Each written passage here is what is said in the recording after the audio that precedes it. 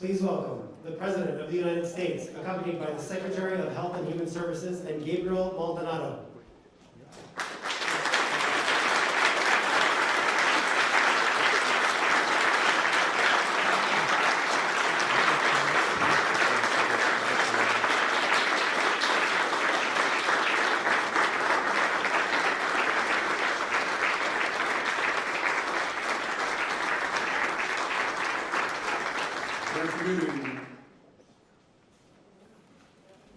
It's great to see so many familiar faces and champions of this fight. Let me start by thanking President Biden and the members of the White House for hosting us today and for their steadfast leadership over the past year. I also want to thank our extraordinary team at the Department of Health and Human Services, Dr. Francis Collins, Dr. Rochelle Walensky, Dr. Anthony Fauci, Admiral Rachel Levine, Surgeon General Vivek Murthy, Assistant Secretary Lois Pace, and so many other leaders who've helped the department improve the health and well-being of the American people. And finally, I want to recognize the generation of activists, the game changers, the people who made things happen, who have made their voice heard in this fight against HIV over the years.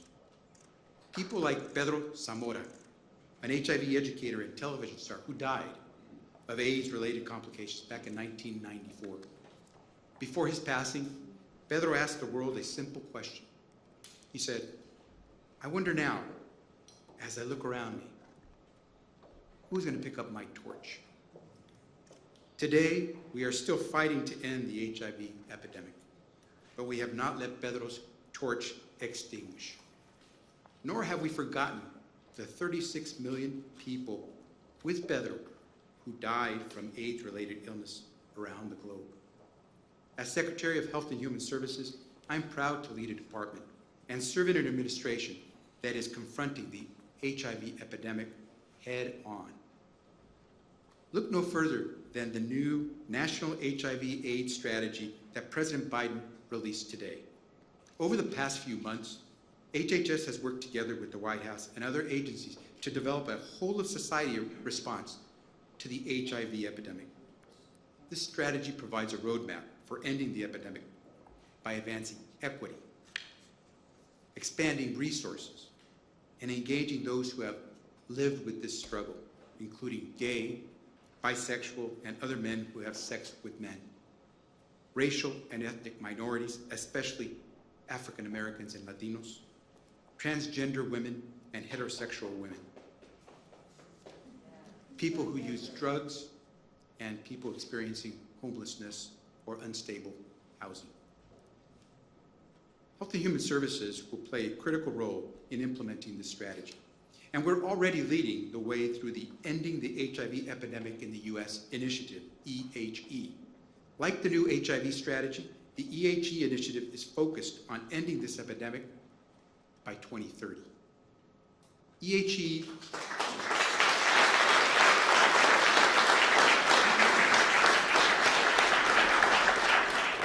My team said to me, "You better get an applause after that one." So, EHE will provide additional support to the 50 jurisdictions where more than half of the country's new HIV diagnoses occur, as well as 7 states with a disproportionate occurrence of HIV in rural areas. And I will be working closely with my Assistant Secretary for Health, Admiral Rachel Levine, and the Presidential Advisory Council on HIV/AIDS to support this new national strategy. Our HHS agencies will also continue to support the global fight to end HIV through the President's Emergency Plan for AIDS Relief, PEPFAR. We're working with countries around the world to train healthcare workers and improve detection, apply the latest research and safest medications, and provide life-saving treatment to those in need. We're partnering with the World Health Organization and others to advance critical policies that will save lives. And last month, the United States announced that we will host the Global Fund's 7th Replenishment Conference.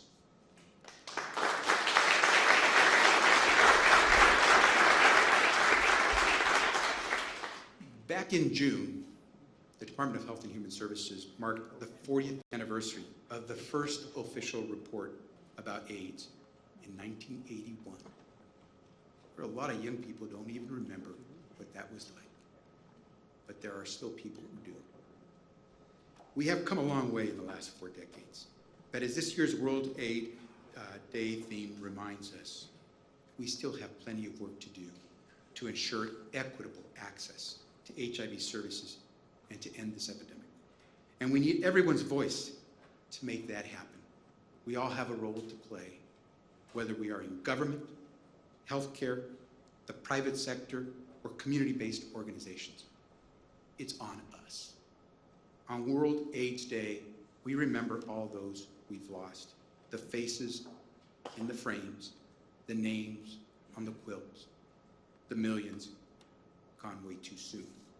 Let's honor them the best way we know how, by picking up that torch and keeping it burning.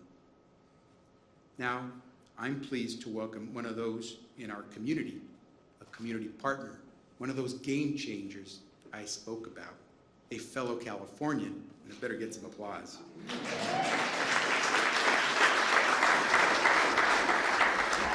Gabriel Maldonado. As CEO of True Evolution, Gabe leads an organization that offers HIV prevention and care services. And we're thrilled that he, along with his incoming COO, who happens to be his mother, Marguerite, is here today and that they could join us with the president. Gabe is a true champion. Gabe is someone you're going to hear about for a long time, and Gabe is saving lives. And that's why he is here to get to introduce the President of the United States. Gabe, the floor is yours.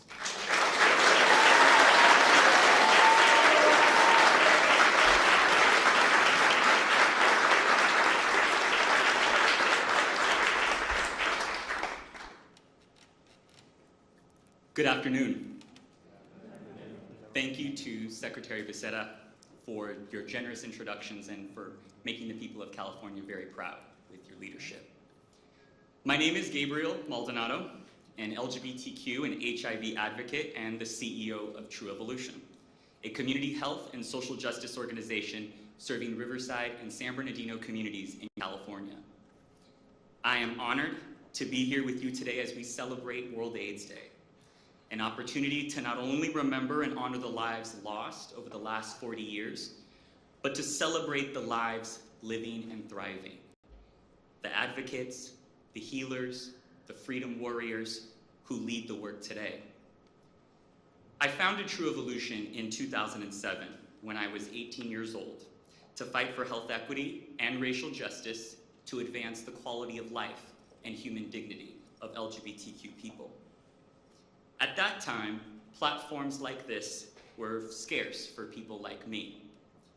It has certainly been a full circle moment to be here with you now, sharing a story that is not only my own, but represents millions of my brothers, sisters, siblings who are part of the many vulnerable communities. It is especially the opportunity of a lifetime to be here before you today because my mother is here with me. She was my co-founder and backbone as we built True Evolution.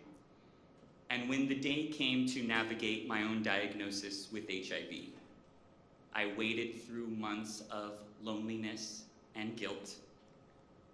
I held a belief that somehow this new circumstance of life would make me unlovable. But Mom said that this was all part of the mission, that life will give us experiences so that we may use them to find ourselves and our purpose. Her words would sustain me as I faced my own difficulties and disappointments when trying to access basic health services in my own community. Those experiences and her words inspired me to turn True Evolution into a direct service provider for the LGBTQ community, including those living with HIV and those at highest risk. Our mission was to create programs and services and deliver care to, for, and led by the people we wanted to serve, as well as a place to employ and develop them. What began in a kitchen counter in my first apartment is today an organization that provides comprehensive HIV care and prevention services, mental health, and emergency and permanent supportive housing. We celebrate our 14th year anniversary this month.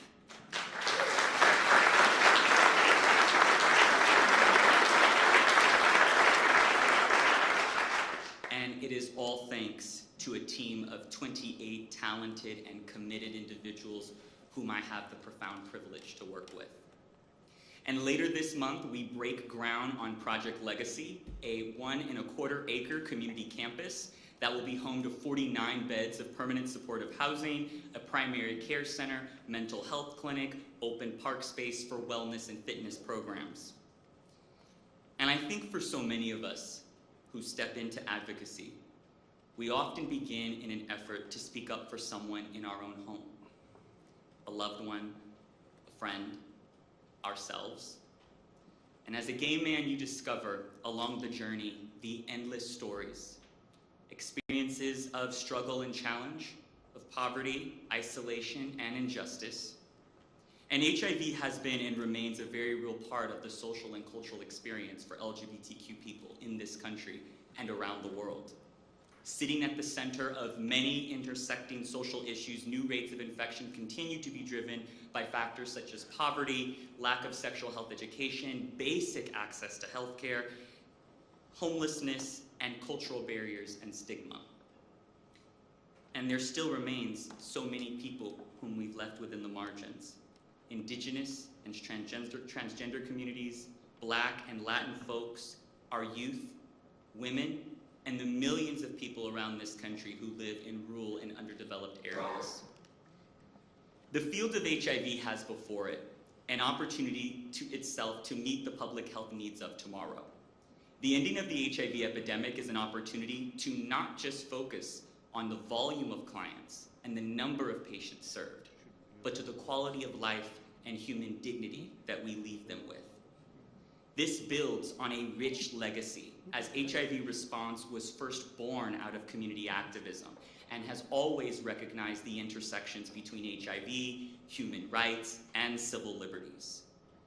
I am excited by the opportunity we have today under the leadership of President Biden, with the release of the National HIV/AIDS Strategy, which outlines our collective national work to end the HIV epidemic, the passage of the Infrastructure Investment and Jobs Act, and hopefully soon, the Build Back Better Act.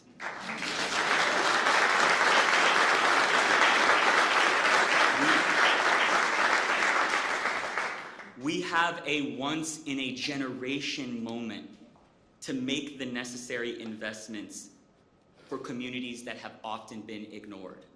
Telehealth and mobile services, the creation of new healthcare facilities, and expanded access to public transportation and roadways for those who live in geographic isolation.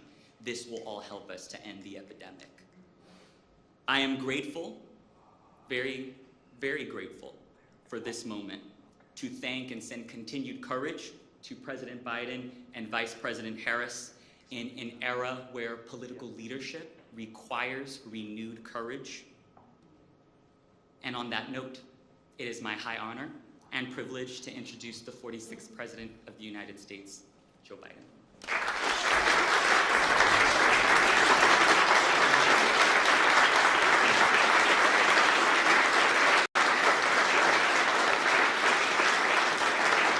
Thank you.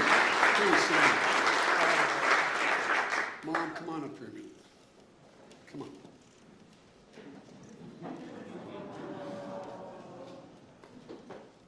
I want you to meet Gabe's mom, who I still believe is more like his sister than his mom.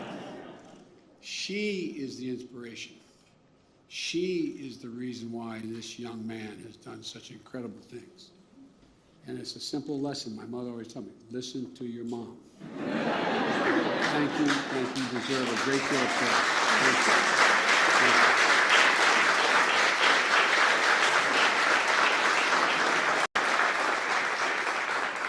you. One other thing before I begin my formal remarks. I look out in the audience and I see so many people who've been in this battle for so long.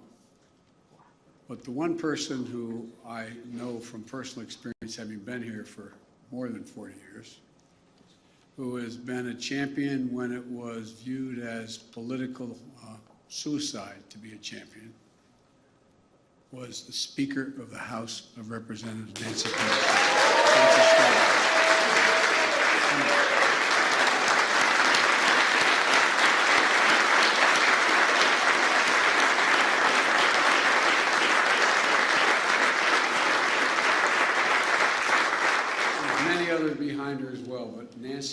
not a joke.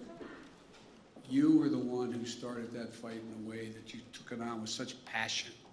And it was viewed as a political death sentence to take this issue on at the time. But you did it. You fundamentally changed the way we looked at this. You even got George Bush to lead on this too. No, but all kidding aside, I just want to personally, in front of all these people and all the world, thank you for your incredible work. Ladies and gentlemen, I'm also joined by the second gentleman. He's a hell of a lawyer. And I thank him for being here. And Mr. Secretary, thank you for your leadership of HHS. And I want to thank Gabe for sharing his story. Because, you committed your life to this work, Gabe. I don't know whether you had that plan when you began it, but it's amazing what you've done. It's amazing what one person can do. It's an honor to meet with you both and learn more about the work that you're doing together to support your community. Folks, we're also joined today by many who've been part of this effort for decades, including Dr. Fauci, who is, he's all things.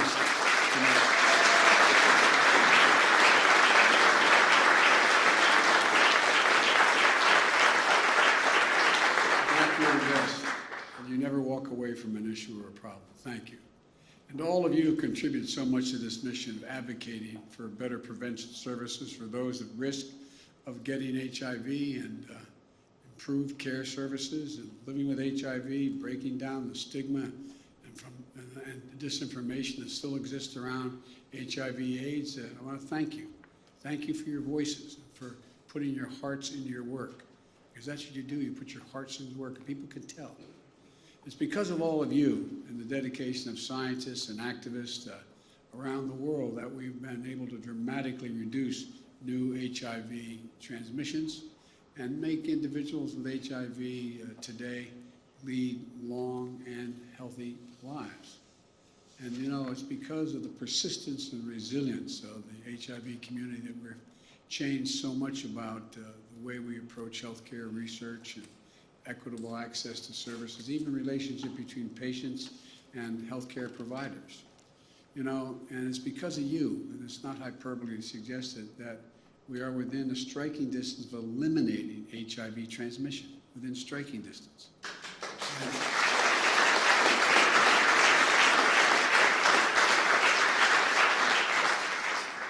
And I think everybody but Nancy couldn't have imagined this, us being there 40 years ago.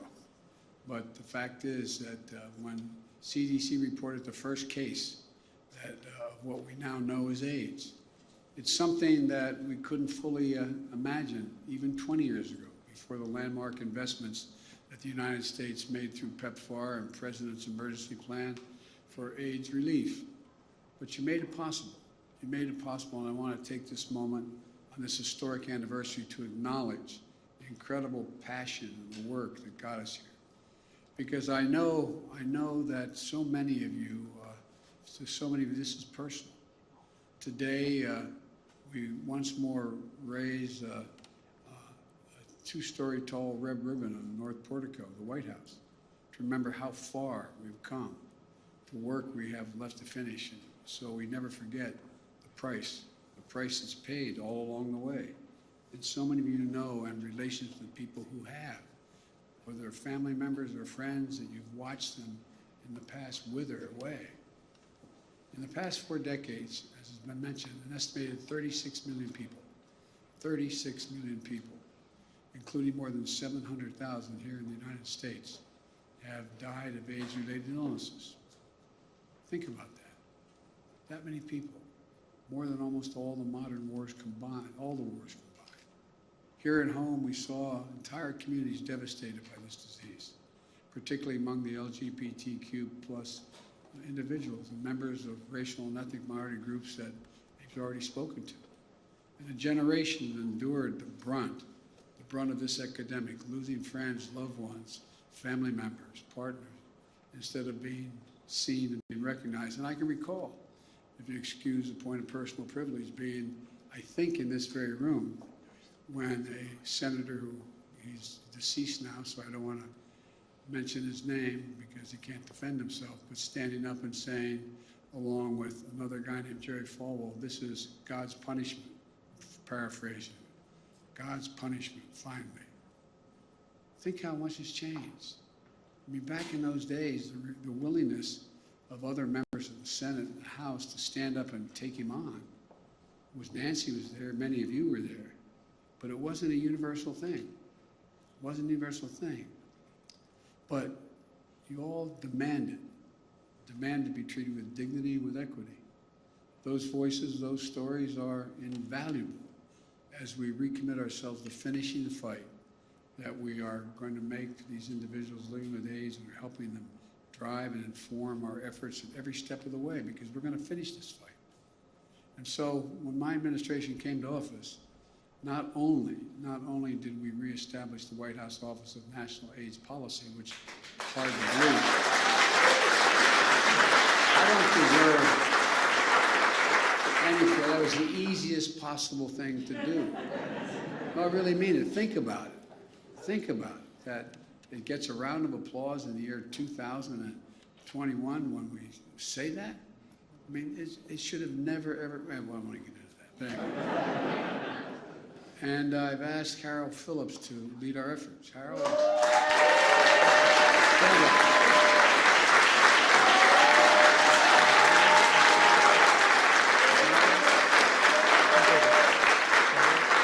Harold, I think they know you. Harold is dedicated, he has decades of experience working with, to end AIDS, the HIV epidemic, and I want to thank him for his leadership and willingness to join the administration and releasing the National HIV/AIDS Strategy for 2022 to 2025. That's what he's doing. It's a roadmap for how we're going to put our foot on the gas and accelerate our efforts to end the HIV epidemic in the United States by the year 2030. That's the goal.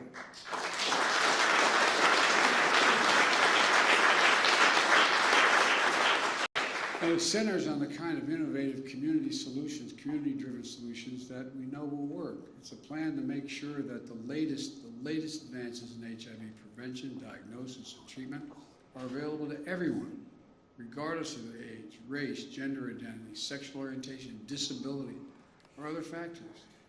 It shouldn't matter where you live in the country, or how much money you make, or how you respond, to how we have to respond across the board.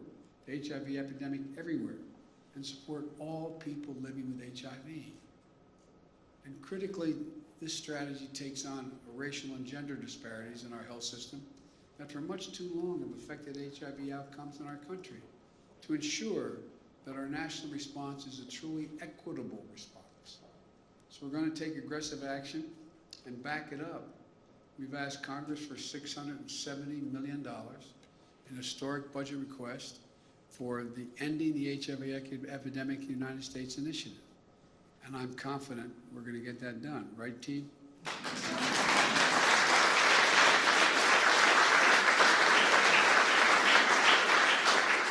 We've got some great congressional champions for this work here today, starting with a woman, as I said, I've already mentioned, as she a leader of the issue from the moment she set foot in Congress, starting with Nancy, but also Representative Barbara Lee. Barbara Lee.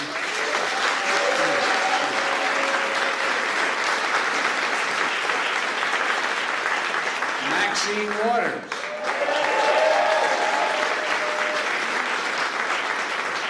I learned a long time ago, Maxine says, I have an idea, just say yes.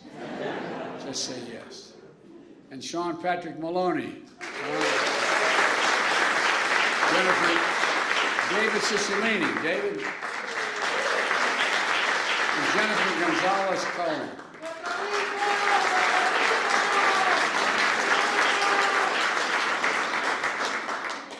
Thanks for all you're doing. I'm going to say not for your support. This is sui generis with all of you. You're just incredibly committed to this. And it's an initiative that has a long history of bipartisan support, so looking forward to working across the aisle, God willing.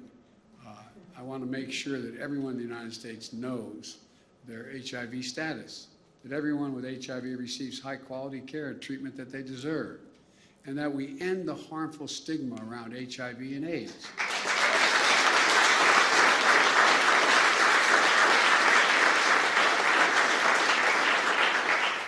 In particular, there's still a large number of states that have HIV criminalization laws that do not reflect an accurate understanding of HIV. For example, HIV cannot be transmitted through saliva. There are still laws in the books that criminalize spitting by people with HIVs. I mean, this is 2021, United States of America. But we have to follow science, and that means eliminating laws that perpetuate discrimination, exacerbate disparities, discourage HIV testing, and take us further away from our goal. We can do this. And as we accelerate our efforts at home, we're not going to let up on the efforts to fight HIV/AIDS globally. Leading reauthorization of PEPFAR in 2008 was among the highlights of my time as chairman of the Foreign Relations Committee. And at the time, by the way, I was not one of the great leaders in this. I always supported the effort, but it was because I was chairman of the committee. And believe it or not, there was a Republican president, and I'm not being a wise guy when I say this, who pushed for PEPFAR as an undeniable proof of the good that American leadership and innovation can achieve in the world when we commit to it. We have a moral obligation to do that and continue. Since President Bush launched PEPFAR in 2003, we've saved more than 21 million lives. We've prevented millions of HIV infections, and we've helped at least 20 countries bring their HIV epidemics under control or reach their UN AIDS 90-90-90 treatment targets. That means 90% of the people living with HIV in a country will know their HIV status. 90% of HIV-positive individuals are able to access treatment, and 90% of those receiving treatment for HIVs will have suppressed viral loads. That's within our power. We're doing that. And through PEPFAR, the United States will support nearly 19 million men, women, and children with life-saving HIV treatment. It's an incredible, incredible achievement. Those are not the only lives saved. They're communities that are strengthened by the talents and contributions of HIV-positive individuals who are here today leading productive lives and leading the community because of what you've all done. And as we've faced COVID-19 pandemic, we've also reaped additional benefits from our decades-long investment in strengthening health systems around the world through PEPFAR. Working through the CDC and USAID, PEPFAR supports more than 70,000 case care facilities, 3,000 laboratories, and nearly 300,000 healthcare workers across 55 countries, all of which have been vital in supporting the global fight against COVID-19. By strengthening countries' ability to fight AIDS, we've also improved our collective ability to fight other diseases. And I want to thank and recognize a guy that I can't believe all he's done, Dr. John Kingasong, I apologize. Doc Kingasong, stand up.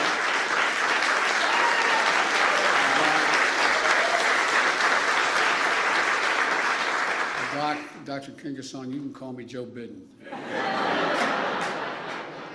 But you're helping lead the important work of Omicron variant in his current role as Director of African CDC, and who is my nominee for Ambassador at Large to oversee PEPFAR and our global efforts to combat HIV. I understand you're joined by Peter Sands. Peter, stand up, will you? Executive Director of the Global Fund. This year marks 20 years of the Global Fund, and the United States is proud to be both a founding member of the fund and the largest contributor, and the United States is looking forward to hosting the Global Fund's 7th Replenishment Conference next year here. And so, thank you. We still have a difficult road ahead of us. We can't kid ourselves, particularly addressing the disparities we see both domestically and globally, including the impact of high transmission rates among adolescent girls and young women.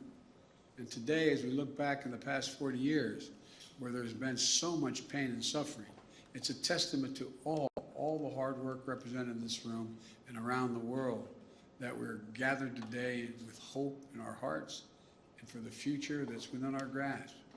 We can do this. We can do this. We can eliminate HIV transmission. We can get the epidemic under control here in the United States and in countries around the world. We have the scientific understanding, we have the treatments, and we have the tools we need. We're going to engage with people with lived experience with HIV and ensure that our efforts are appropriate and effective and centered around the needs of the HIV community, not us, centered around the needs of the community. And folks, together, we're going to save lives. I can imagine no higher calling to which we could be dedicated than our commitment to save lives.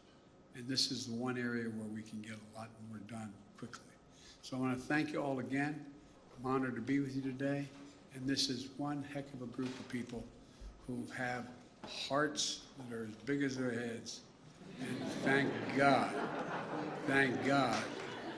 have in those beautiful skulls so much knowledge and capacity. So thank you, thank you, thank you.